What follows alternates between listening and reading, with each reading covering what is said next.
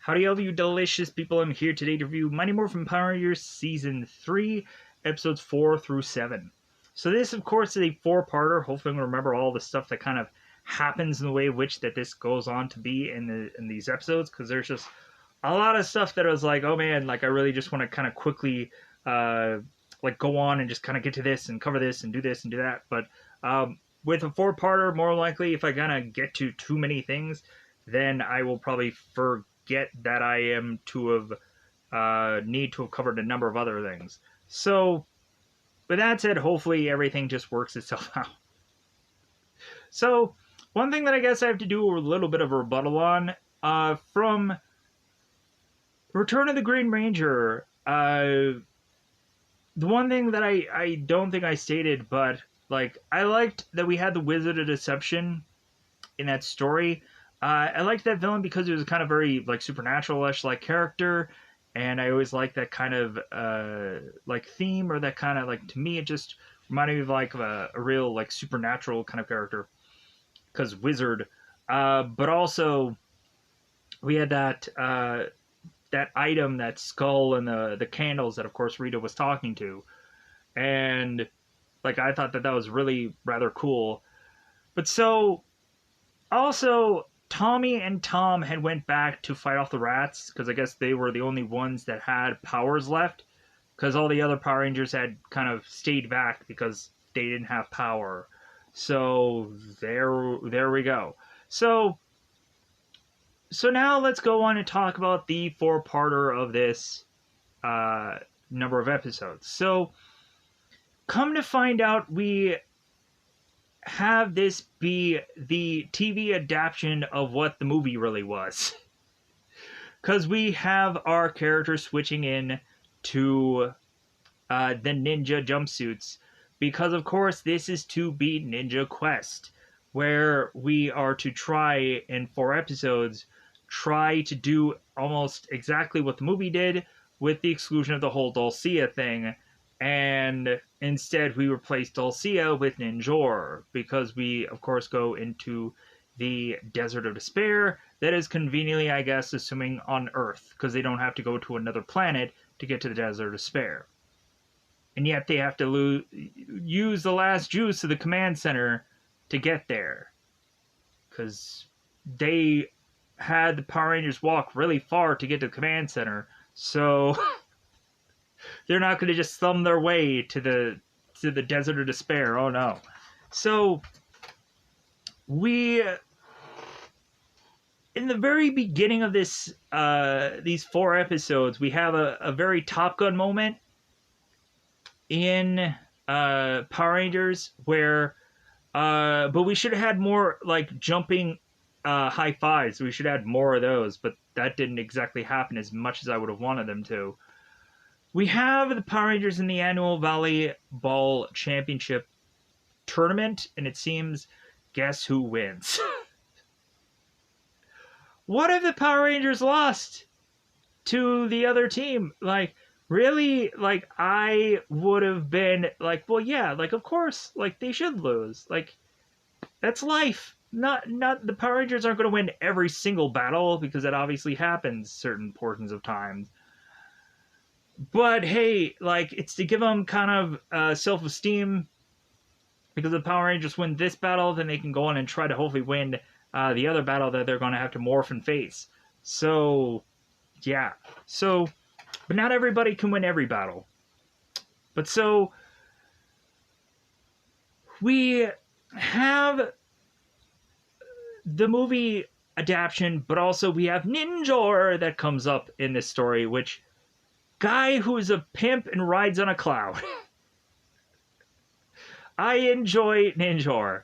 He is such a funny character, or fun, like, just that whole cloud riding thing. Just is like, oh yeah, because I went on and played like Power Rangers Legacy Wars, and at some point I realized, I'm like, wait, what? Because I randomly, like, I mostly played as like Rito, and I would kind of change around a little bit. And I at some point had played as Ninjor, and I'm like, oh my god, he rides on a cloud? What? Like, I had completely forgotten about that. And I was like, oh yeah, he does. he does ride on a cloud. Oh my, yeah. So I was like, wow, like that game is just so wild. But it's been such a long time since I played that, and if I were to have gone back into it, I realized that I would have to start from scratch all over again. I'm like, I don't want to do that. Plus, it really just got to a point where I realized that like there was only so much of where I could really go with that game, from what I kind of felt. But anyways, I still played that game anyways. So, and it also seemed that there was only a certain number of characters that really were doing like extremely well, and so you can only go really so far. But still, anyways, so with these 4 episodes, I had a lot of fun.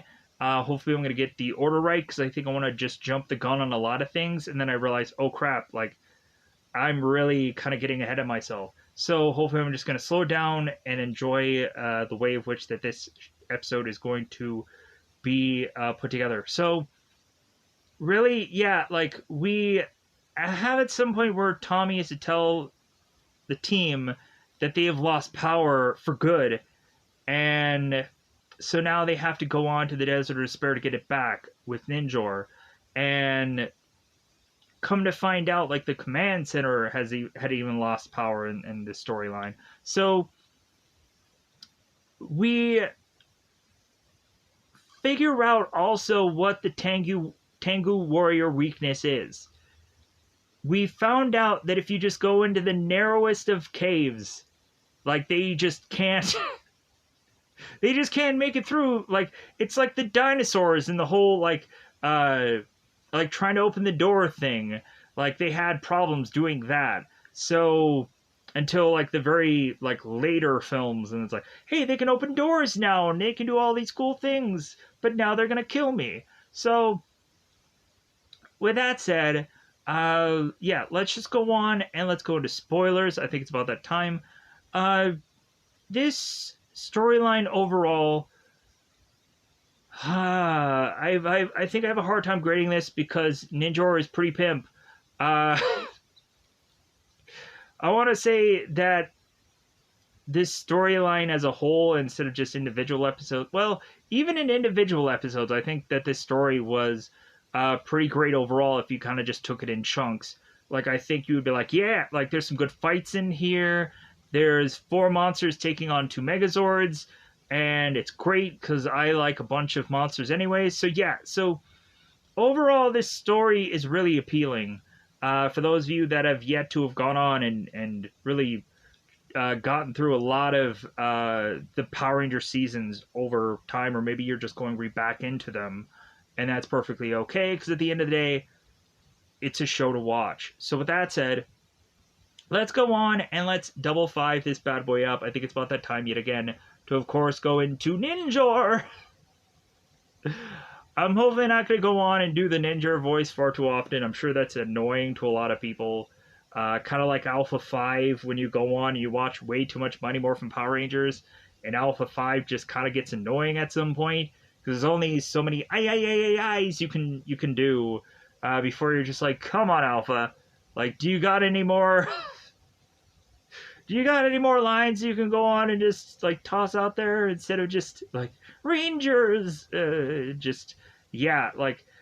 That's also the one problem that I had with like Power Rangers Hyperforce, obviously, was like a lot of times they had like alpha number of something. I don't remember what it's called, but people can correct me about that.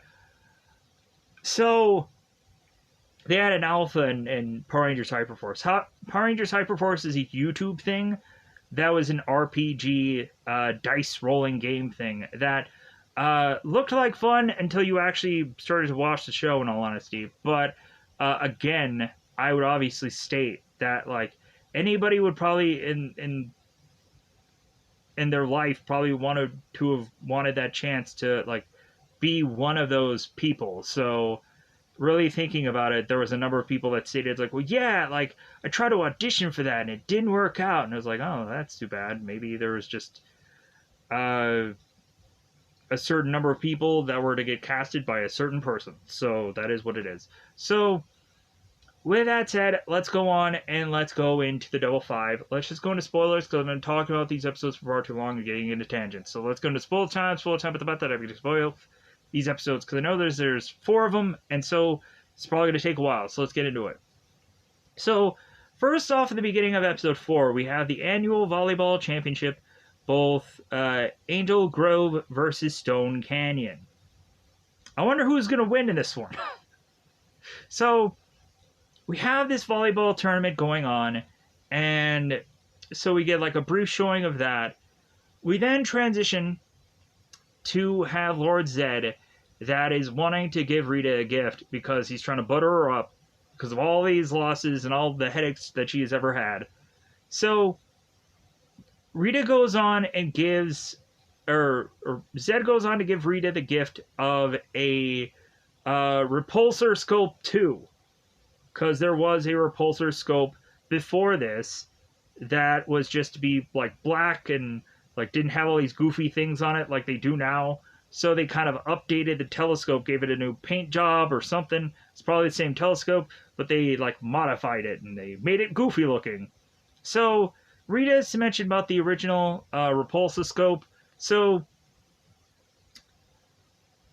come to find out, while Zed is kind of like covering up the whole like telescope with his face, and Rita is telling him to take a couple of 100 feet back because she doesn't want that close of Zed all up in this telescope.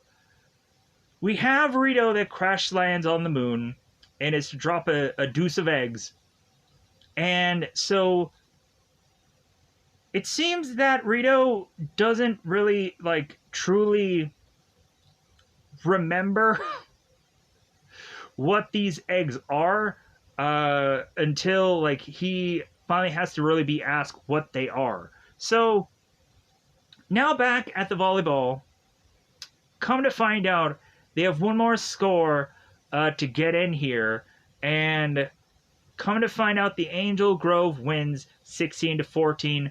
Ernie is going on and telling everybody like, all right, like I'm going to go on and give the winners this free meal at my beach club because it's all like, it's sponsorship before like sponsorship, because I'm assuming the juice bar is sponsoring this whole event because youth center makes a lot of sense. So we have a one point where like Ernie is to like kind of lose his shirt and like Billy is to kind of like push it back.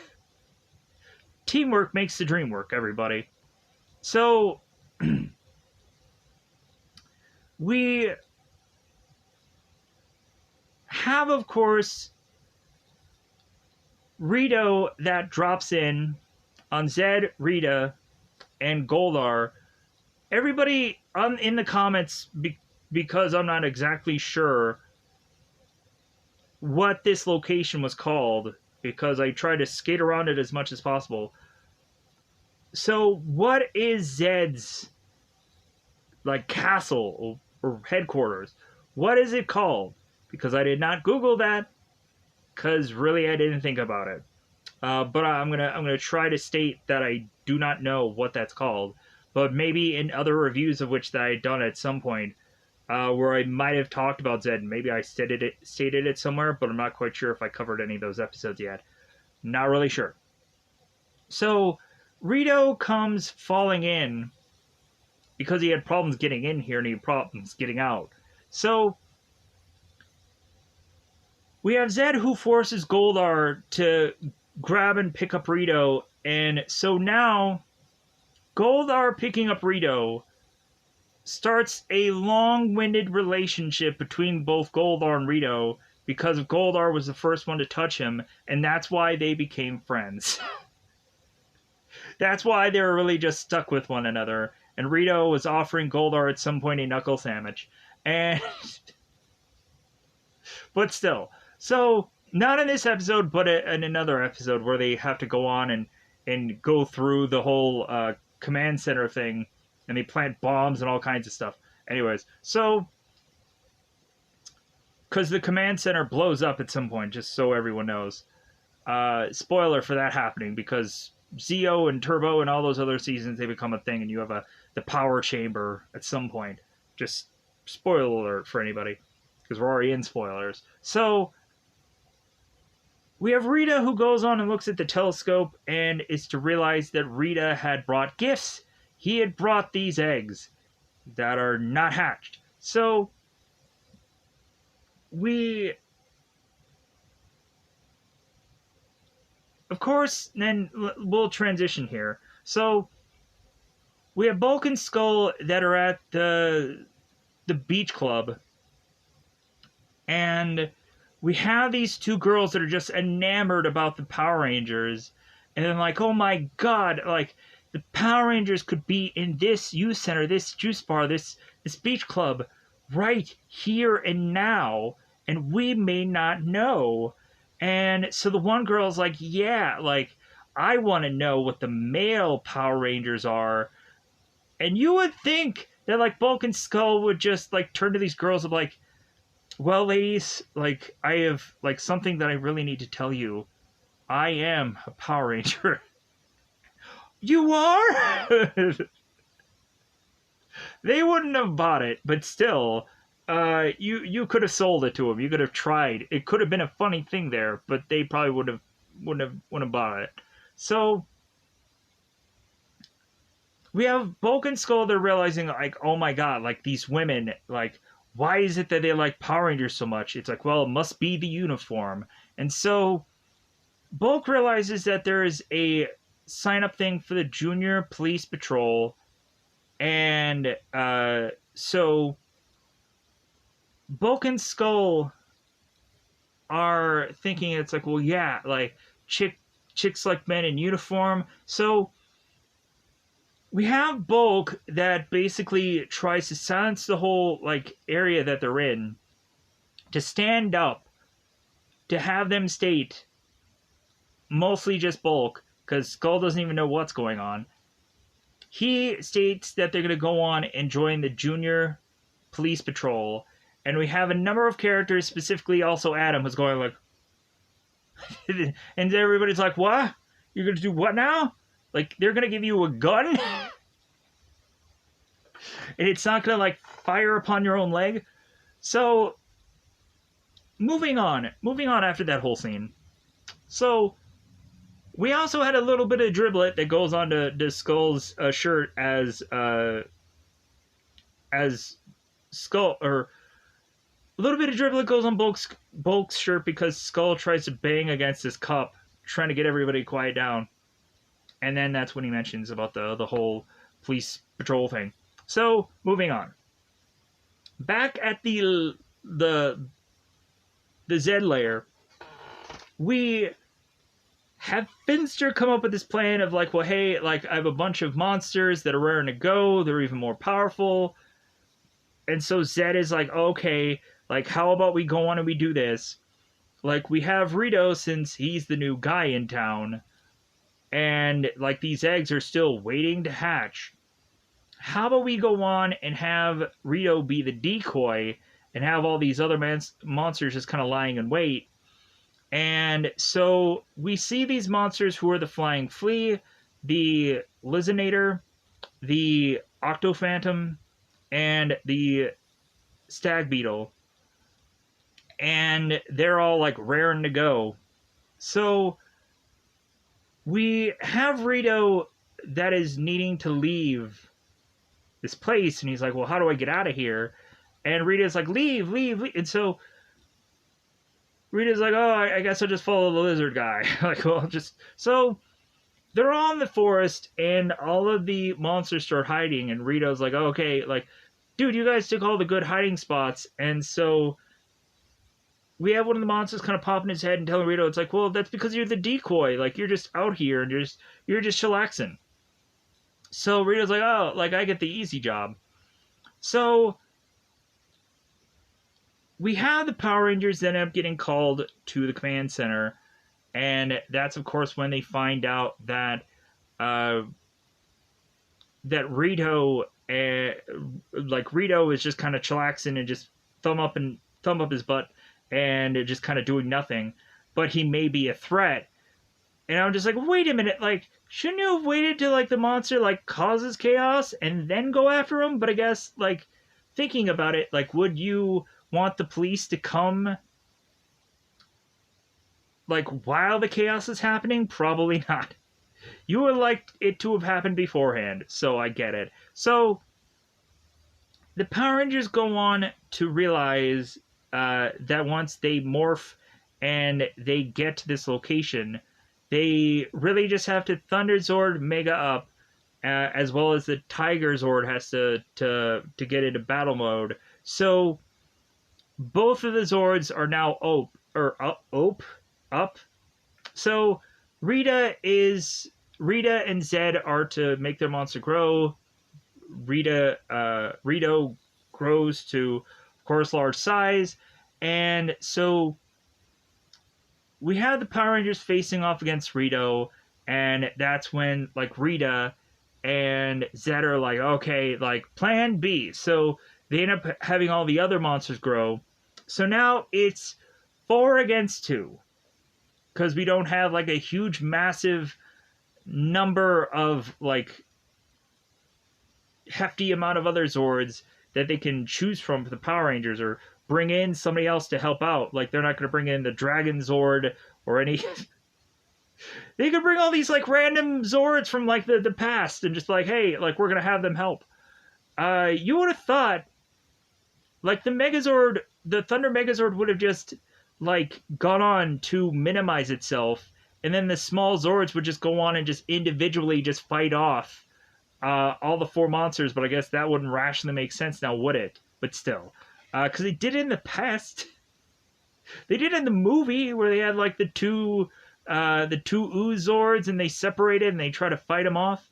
Anyways, so the two Megazords are going against the 4 monsters, and we have Zordon and we have Alpha, and Alpha is complaining about like the power accelerator is going like way off scale, and Zordon's like, well, like just get a handle of it, just get control of it. And Alpha's like, I don't know, like I think it's gonna blow.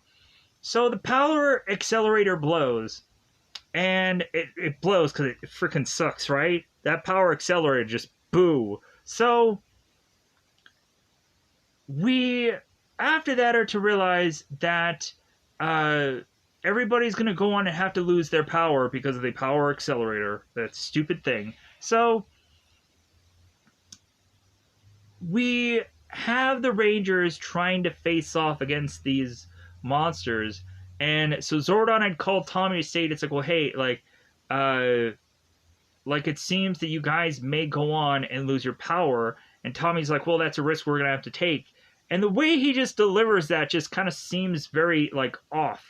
Like, he should have been, like, kind of more like, that's a risk we're going to have to take, because it's just, we're just in the middle of this battle here, whoa.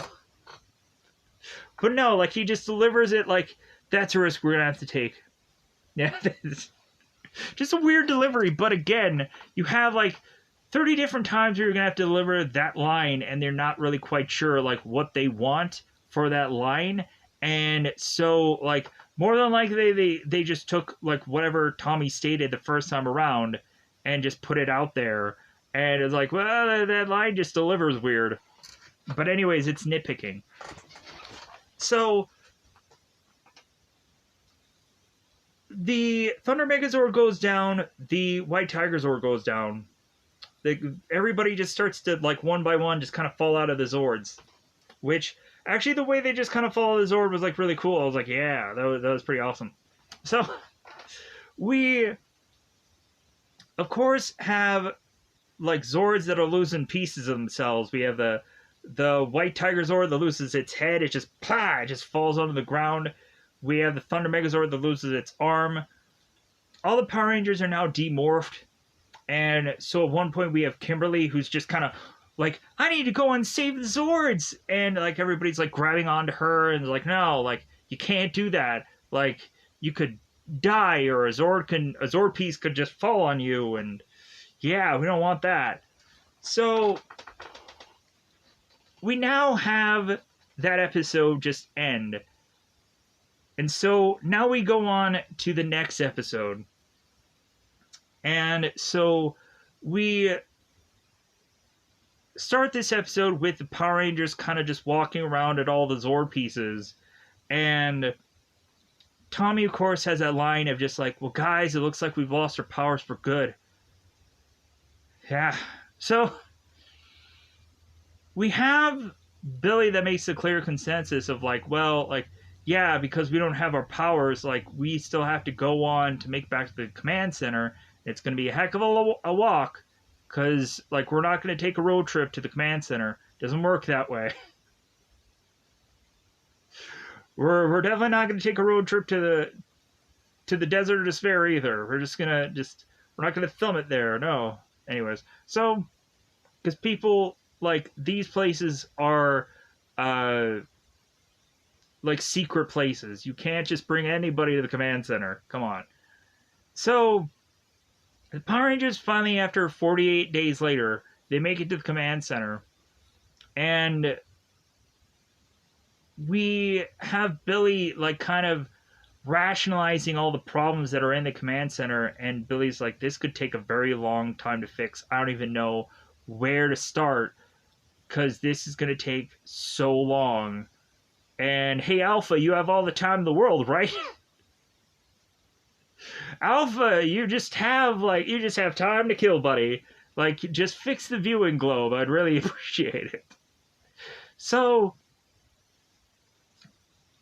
we have Alpha and we have Zordon who are talking about like other sources of power that the Power Rangers can hopefully get to, as if like in their free time they're just looking at like, well, like it's going to get to the point to where these Power Rangers aren't going to be successful at getting all of these powers, so we got to put other things in place because there's going to be a time when like there's going to be an escalation of things and things just aren't going to pan out. So I guess they always have a contingency plan or a backup plan, luckily for them, but at some point they just start running out of backup plans because of course we even get to the whole like in space thing, and like it seems they didn't have a contingency plan for that.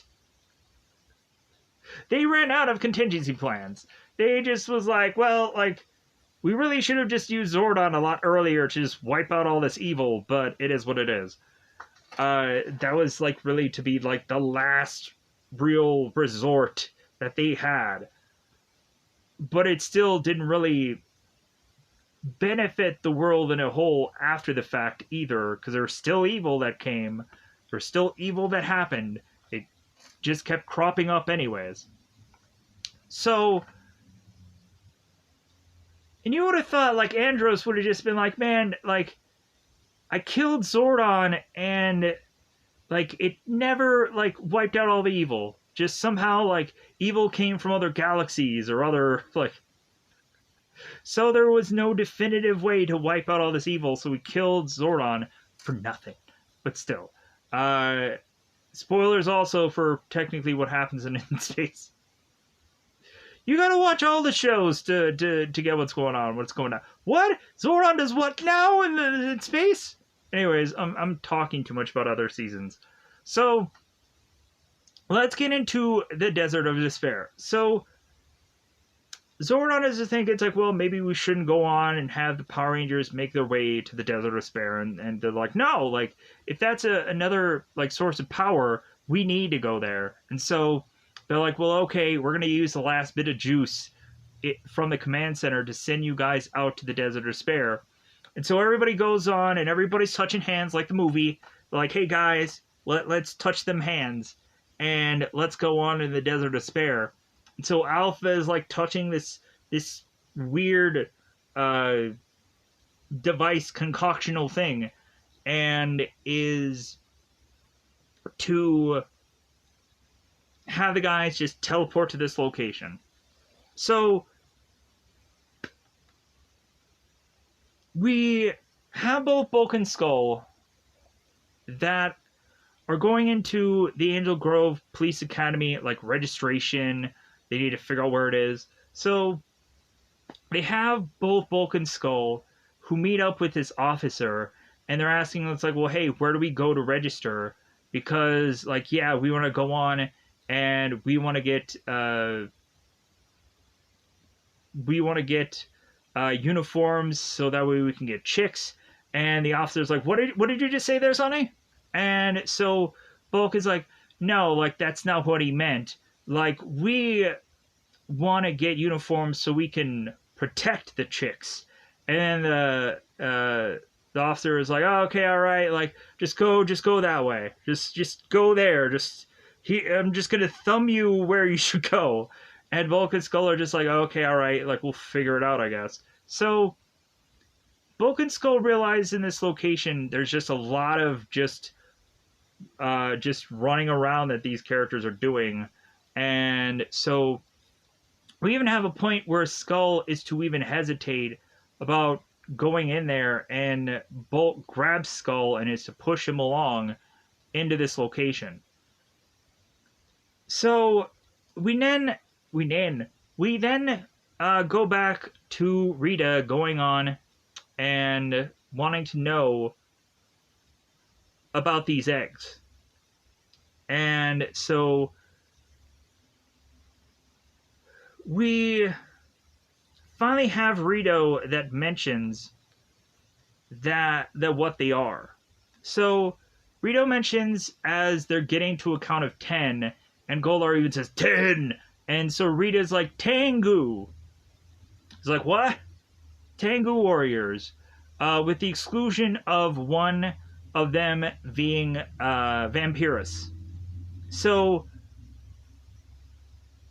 we have these eggs that are just kind of cooking for a long time. We bizarrely just have these side monsters that are just taking a long time to just get a brewing. And I'm like, man, could you just imagine, like, Finster, like, when he has to go on and make all these clay monsters, and every single time they immediately just turn around every single episode and just be like, hey man, like another of these monsters just bit the dust. It's like, man, I just took a lot of freaking time, like, clay making those things. And when you go on, you get other monsters, like, it seems like they're really baking for a long time, and I'm just bashing all these things out like they're nobody's business. But you have to get your eggs, and you just have to sit on them for a long time, it seems. So Rita, of course, is psyched about getting Tengu warriors. Seemingly so is Zed. So it's like, great. And also, we, of course, have Rito that mentions about the Vampirus monster. Huzzah, huzzah. So we go on to get the Power Rangers at the Desert of Despair. And so when they get in there, they kind of just look around, and they're going sightseeing, and it seems that Billy is to have a map of where they're going. And so Billy, of course, has this map, and while they're just walking around, we get to a point where the Power Rangers are in this bizarre ring of fire, it seems, and Billy is to lose the map in this fire. And after all the Power Rangers are jumping over these flames, we have Billy who realizes that he dropped the map, and he's like, oh my god, like, I need to get the map. And then they grab Billy, and they're like, no, Billy, like, fire hot will hurt you. Fire hot, no. So Billy's like, oh yeah, like, I'm sorry, I was just impulse thinking, I didn't realize, you know. So we have, of course, our characters continue to go on regardless, to continue to walk to, like, try to figure out where this rock temple of the Ninja Power is. And while they go on to try to get to this location, we find out that Aisha had fell into some of that quicksand. And so as she is starting to sink, we have Tommy that makes the clear consensus of like, okay, let's do a ranger chain of our arms, and let's kind of like act as a rope and have Aisha like grab onto one of us so we can pull her back. And it's like, yeah, you better get that Aisha. Come on, get that Aisha. So they grab her, they pull her out, they save her. Of course they do. Hopefully I'm getting some of this stuff somewhat right in some kind of order somewhere in the vicinity. So after going on and getting Aisha out of the quicksand, we then have our Rangers continue to go on to find themselves in their midst of the Tengu warriors. And again, this is reminding me very much of the movie, and I just want to state the same stuff that Rocky or Adam just states in that same scene, because it feels like they state the same things anyways. Some of their lines just feel so like reminiscent to the movie. But we don't have Dulcie that ends up doing the whoo, her stick things. It was kind of like nails on a chalkboard, huh? So we have the Power Rangers facing off the Tengu warriors, and they realize that they are outmatched because they don't have their powers. So we have the Rangers that all decide that there is this, like, Billy's trying to figure out where the hole is for this cave, where can they have an opening, and they figure out where this opening is. The Tengu warriors can't get through that opening, they're stuck, and so we realize what the Tengu warriors' weakness are. It's a little opening. They just can't get through it. It's like the dinosaurs in the door. They just don't have the palm strength to get the doors open. But then in the later movies, they somehow do. But we figured out the Tengu weakness, and so we should have exploited that for years to come, but we didn't. Or however long they were on the show really there for one whole season, right? So the guys go into this little opening, and so Adam, who of course is a klutz, he's your favorite Ranger, what are you talking about? Well, yeah, there were I liked other Rangers, but still, like Johnny Young Bosch and Adam, like the shy guy who was like Johnny Young Bosch. So we had Adam that goes on and trips this rock and opens all of a sudden this door. And you would have thought, like, Ninja would have just, like, jumped up, like, Rangers! No. They had to work for that Ninja. They had to figure it out. They had to put the pieces of the puzzle together. So, we have the Rangers that have this door open. They go into this cave, and so they can't figure out where Ninja is. They went into this cave, but they can't still figure it out. They're like, okay, like, going through this cave, like, what? Like, why aren't we, like, figuring this all out? So we have at one point where Tommy is to realize that they're never going to find the power. He just starts to get frustrated. He just throws his body, like, up against this wall, and come to find out Tommy disappears. And so we have them going like, okay, like, what's going on here? And Billy's like, well, it must be a power vortex. And he takes this rock and he, like, chucks it to the same place where Tommy was. And he's just like, well, like, I think that's test enough to just state that, like, we should just walk through this. It's safe. You would have thought, like, it would have been funny if Billy would have just been like, well, how about let's take this rock and chuck it. And then he was just like, well, like, let's take this bigger rock. And he just would have kept just throwing bigger and bigger rocks into the power vortex. And then by the time that all the Rangers finally walked through it, Tommy would have just been like, man, I was getting hit with a lot of these rocks. What was going on with you guys over there? Like, you would have thought, like, me going through this, like, you would have immediately just, like, how we went for Aisha, like, you guys would have just went after me. But no, like, you had to throw all these rocks at me. So Billy had stated that, like, this place was, like, a rock or a cave or a temple. So they go through this power vortex, and come to find out, they then realize that they are in the place of where Ninja is to hang his hat, if he has one. Maybe he did somewhere. So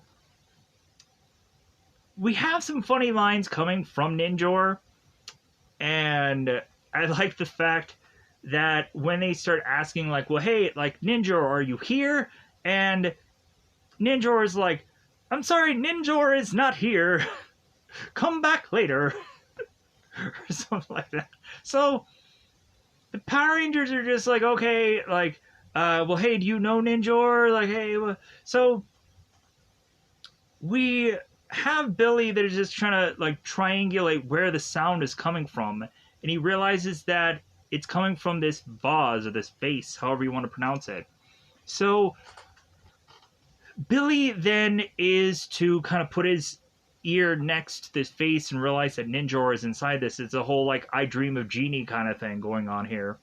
So they start kind of mocking Ninjor and stating like, oh yeah, like if this Ninjor guy is all powerful, he shouldn't be in a vase like this. Like, come on, like that isn't Ninjor. And he's like, oh yes, I am Ninjor. So Ninjor has to show himself, and so it seems that the Power Rangers are,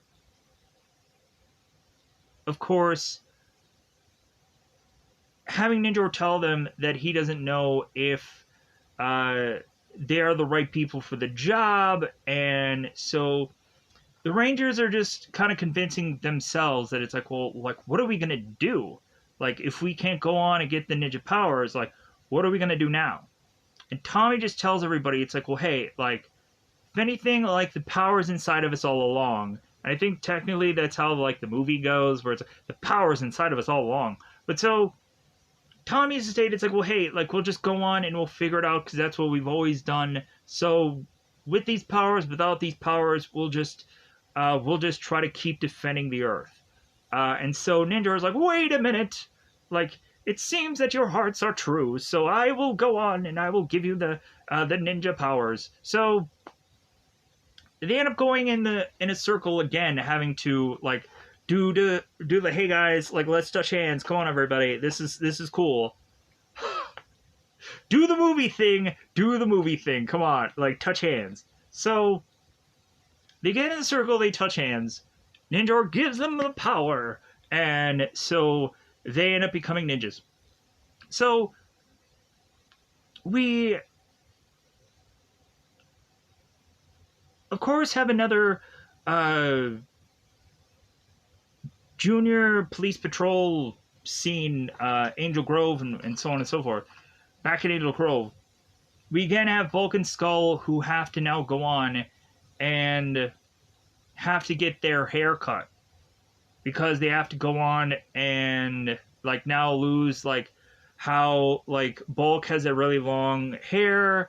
We of course had Skull, who has like his hair the way he has it. So we have the barbers that are going on, and Skull is just like, oh my god, my hair. Dude, I like think of like a COVID haircut. Like I'm sure a lot of guys would have just been like, dude, I just shaved my head bald. It'll grow back. Who cares? Like, I'm probably not getting acting gigs and whatever now, so my hair can be whatever.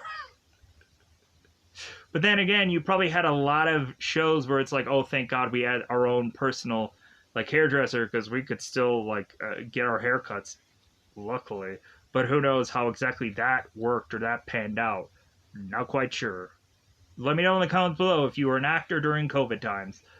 So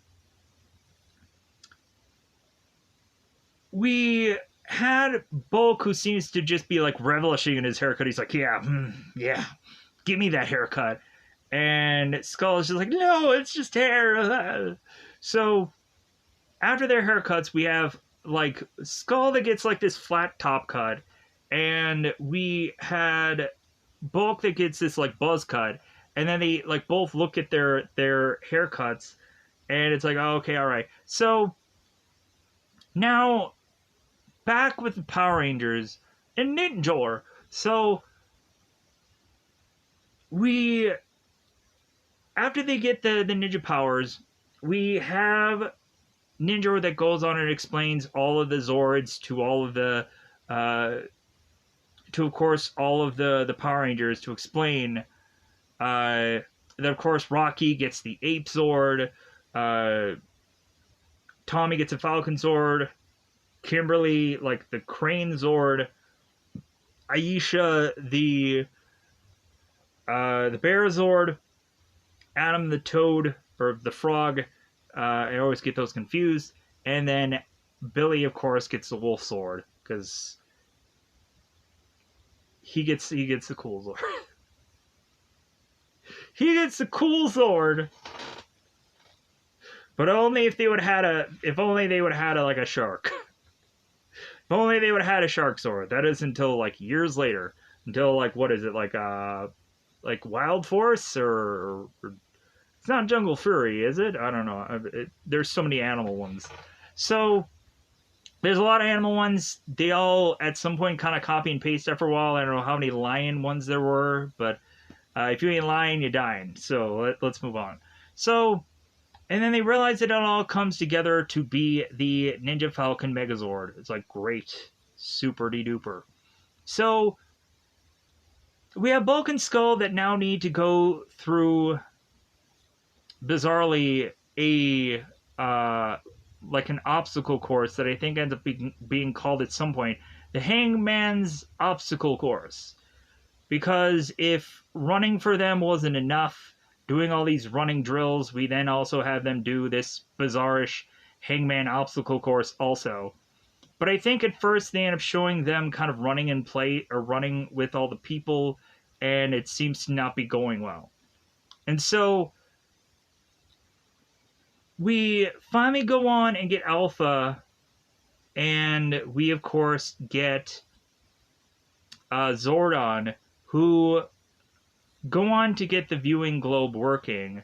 And this is right around the time where Ninjor is to go on and tell the Power Rangers, like, well, hey, like, before you go off and run off to face off against Rito and all of those monsters and everything, like, we need to go on and face the threat that's here, the Tengu Warriors, just in case you forgot about it. And they're like, oh yeah! So we have Zordon and Alpha that go into the viewing globe and realize that the Power Rangers are facing off in their ninja gear against of course, the Tengu. The Tengu and the Ninja, they're all going at it. So we also have Alpha and Zordon who are realizing that Rito is still a threat.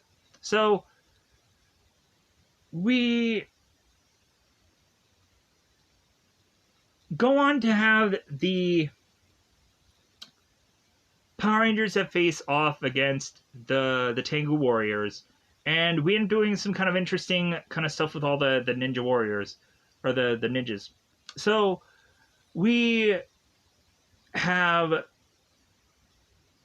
Tommy that goes on and loses his ninja clothes, and one of the Tengu like grabs it, and then Tommy's like, aha, like, gotcha. And we all of a sudden have Kimberly who like kind of shifts from these places, and the Tengu is trying to go after her. I don't know how many times that I think all of these ninja powers end up getting used elsewhere, with other times when the Power Rangers are to look really cool against the Tengu Warriors, like they try to do this kind of stuff again somewhere else. We have Rocky that jumps on the back of one of the Tengu Warriors as it's flying and kind of takes out a decent number of Tengus. Not quite sure what both either Adam or Billy does that is to be of any like real significance. I think they do some pretty like cool beatdowns of the Tengus, but so we have Aisha that goes on and jumps from this high thing to take down one of the Tengus, and that all works out. So so everybody's going on, and like we have Aisha's like, hey, don't mess with the bear. So all that works out. The Tengus are wiped out. So now we of course have the Power Rangers that make it back to the command center, because since this threat is over, now Ninja is like, okay, like go off and go back to Zordon and Alpha and face whatever else you have to face. And come to find out that still ties in to Ninjor, because interestingly enough, we have Rita and Zed who realizes like, well, hey, if all we need to do is just knock out the temple and take out Ninjor, then that wipes out the Power Rangers and their ninja power. And so it's like, really? It's that simple? Why couldn't they have just gone on and knocked out like the command center like a number of years ago? Then the Power Rangers would not have gotten their power. Why did it take so many seasons for them to try to explode the command center if really that was the source of their power all along? Again, that's just the thinking of me. So we have the Power Rangers that make it back to the command center, and that's when they see through the viewing globe the wreaking havoc that Rito is going to do. And so we have the Power Rangers that go on and are to, of course, send out the Red Ape Ninja Zord and the Black Frog Ninja Zord. So they send both of those Zords out to try to distract Rito and try to take him down. So we then realize that Vampirus, his egg has finally hatched. Good for him. So we have, of course, now Bulk and Skull that need to go on and get their own theme song, and they're going through the Hangman's obstacle course. So we have them get their Bulk and Skull. You want to be a cop. They go through that whole, like, the whole goofy obstacle course, and it gets really funny. We'll get to that whole thing. But we just have Lieutenant Stone that goes on to explain to Bulk and Skull about the whole Hangman's obstacle course. But then we'll actually get to the scenes of those. So we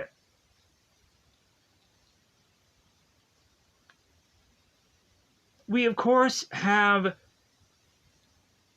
the Power Rangers finally, like, Ninja Falcon Megazording it up and go up against Rito. And they don't, like, Ninja Sword wipe him out like any normal time. They would go on and just be like, hey, dude, whip that sword out right away. And also it seems that the Ninja Megazord just goes on and punches people to death, it seems. They punch their villains to death. All right. At least it's a different visual than just take out sword, whip it, and yeah. Fine a frickin' Lee. Thank goodness. A thing where, like, because there were certain seasons where you just have these, like, blasters, and that would be the definitive way. But every time I would see that sword whip out, I'm like, no, not again. Do something else. Please. So, we have the Ninja Megazord that goes on and fists, but doesn't go on and fist Rito. Instead, like, the Megazord just goes on and just does this swing kick and kind of just knocks Rito out. So Rito goes back licking his wounds to both Zed and Rita, and we have, like, Rito whose response is like, well, like, what can you do, right? You guys have failed like 85 to 100 times. I failed a whole once. So, like, cut me some freaking slack. Have one of you go on and get a headache and just walk off. Like, that should have been his real response. But they then realize, like, Zed is like, well, luckily we still have that Vampirus, like, egg that is now hatched. We're going to use that against Ninjor because, like, we're going to wipe out the Temple of Ninja Power. So we have Vampirus that makes his way to the Desert of Despair to fight off against, or face off against Ninjor.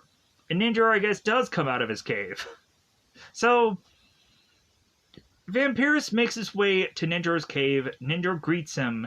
And so if at first, like, Ninjor is to seemingly be getting the advantage, we then go on and have Vampirus that kind of like adds the stakes to it all. And so we have, of course, like Ninjor needing to transform into his Megazord and try to fight off Vampirus. And so that just leads us to getting that action. But I'm getting a little ahead of myself also. So we have the Power Rangers that are in the command center just kind of watching on what's going on, and realizing that Ninjor may be in trouble. But we also have the Hangman's Obstacle Course, where Lieutenant Stone is making Bulk and Skull do all these obstacle courses, and there's quite a bit of time for them where they are to really just be gassed, or they're even trying to hide out in some of these obstacle courses, hoping that Lieutenant Stone won't realize that they're kind of relaxing. And Lieutenant Stone is like, well, hey, I can be your best friend or I can be your worst enemy. Because this guy, of course, is to be kind of like the drill sergeant, like, kind of role. So, like, he, of course, is to always be upset with these guys, so on and so forth. Could you just imagine having to do this kind of role where you're always yelling at Bulk and Skull, and at some points you could be sick that day, or whichever, and Lieutenant Stone still has to go on and do all this stuff? But also, when thinking about it, like, I bet any of these guys could also think of the Power Rangers, where they would have to go and fight all these people, and they could be sick that day.